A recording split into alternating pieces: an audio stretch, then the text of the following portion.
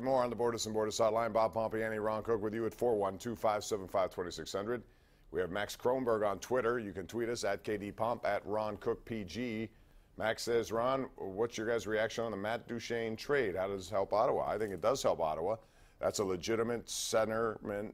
Even though I like Kyle Turris, and he's got to help Nashville too. He is, but he's not Matt Duchene. He's torched the Penguins over the years. But Matt Duchene is the better player, I think, as a #1 legit center. Plus, Guy Boucher likes him a lot. That's important for Ottawa. And Colorado loaded up with a lot of prospects. And that's what they need. They're building 3 for the picks, future. first, second, and third round, plus 4 players. So. Sounds like a great trade for everybody. But we'll see. Turris gives Nashville a legitimate guy for a #2 center behind Johansson down there. So they signed him 6 years, $36 million. They didn't waste any time. Good deal for everybody. Big Will is on the line in Monroeville. What's up, Big Will? Hey, first of all, I have to congratulate you as well, man. You and your family. I didn't do anything, but thank you. I'll pass it along to my daughter. No, you did a lot by raising those kids right, and I'm honored to call you all friends. But I wanted to talk about A.J. Green. Why didn't he get suspended? A.J. Why Green? was he suspended? Yes. Well, did you see I what think he did? the other guy shouldn't have been. I think he shouldn't have been thrown out. I don't think so Jalen either. Ramsey, A.J. what did he Green do? just attacked him. Now, I don't know what led up to that.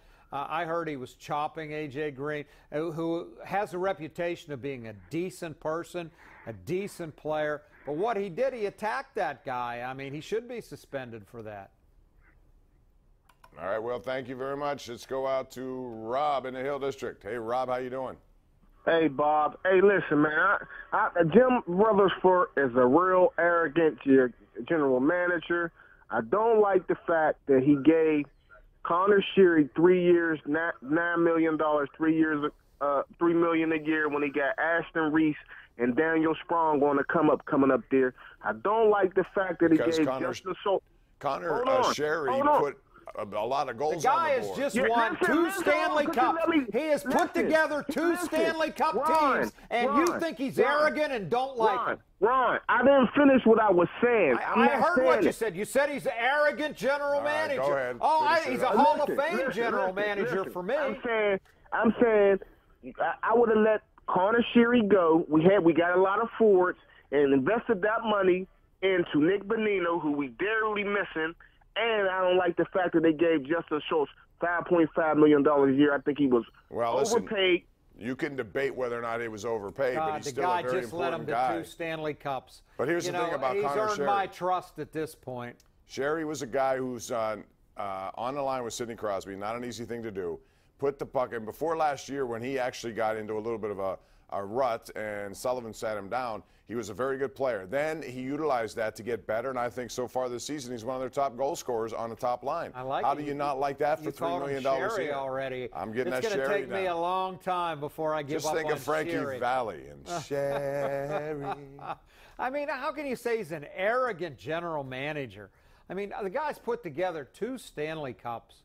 Yeah, I mean, there's not much you can do. Not much more you can do. Let's go to Chris in Harrison Court. What's up, Chris? How you doing? Hey, listen Chris. to us. I see you, Chris. Chris, don't listen to yourself. Let's go out to Brad in Duncansville. Brad, how are you? Good, Bob. How are you? All right, go ahead, Bradley. I wanted to talk about the Steelers, if I can. Mm-hmm.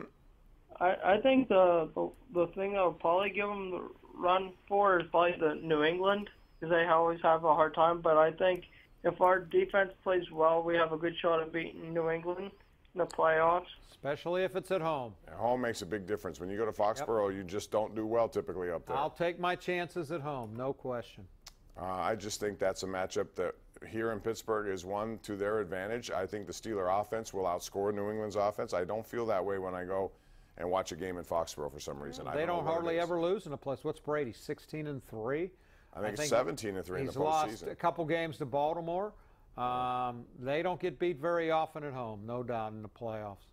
John in Johnstown is on the line. What's up, John? How you doing, brother? Bob, congratulations. You're a grandpap, brother, you and your wife. And I'm happy about the Steelers, brother, the way they're playing. And I'm glad the Pirates took Andrew's thing, re-signed him again. Well, they didn't re-sign him. That didn't mean anything. It was it. Thanks, man. All right, that was strictly procedural. they're not going to lose them. If they don't pick up that option, they lose them for nothing. Right.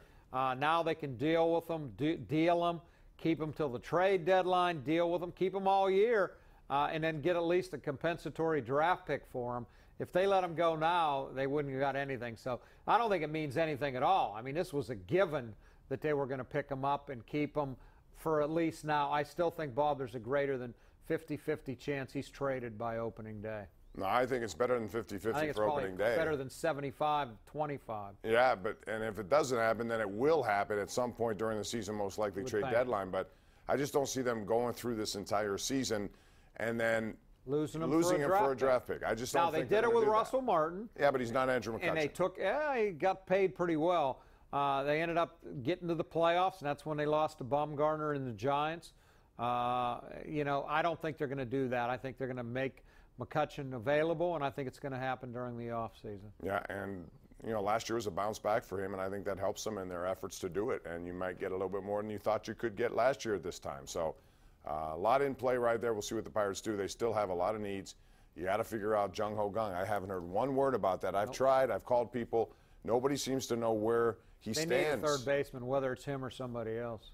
And do you know that thing in Chicago still hasn't been officially wrapped up? That's which I don't understand that. Yeah, if he's innocent, then let him. some closure there. Right. But I don't know that they've ever found the woman, right? Or she has never came forward. Well, then it should be ended, and they owe him that, at least from a public standpoint. Right. And if he's guilty, then he's thrown in jail. All right, we're going to take a break here. 412-575-2600. That's the number to call. Do it. Call us. We'll be here when we come back on the Sports Call.